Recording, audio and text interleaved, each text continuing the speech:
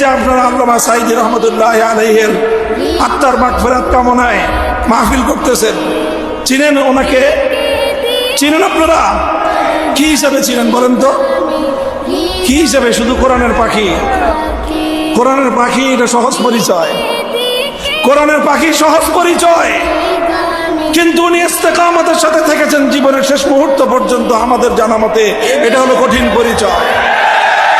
আমি যখন 2013 সালে কারাগারে গিয়েছি, তখনও তিনি কারাগারে, তখন ওনার সম্পর্কে বিস্তারিত ডিটেলস শুনেছি যে কি কি লোভ লালসা ওনাকে দেওয়া হয়েছিল।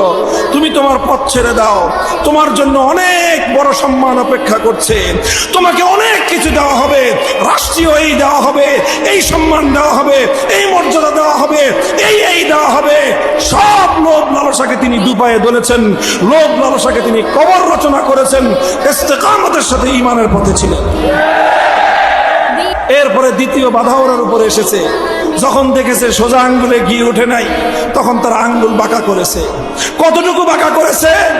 যতটুকু আঙ্গুল শেখ হাসিনারটা বাঁকা হইতে পারে ততটুকুই বাঁকা করেছে।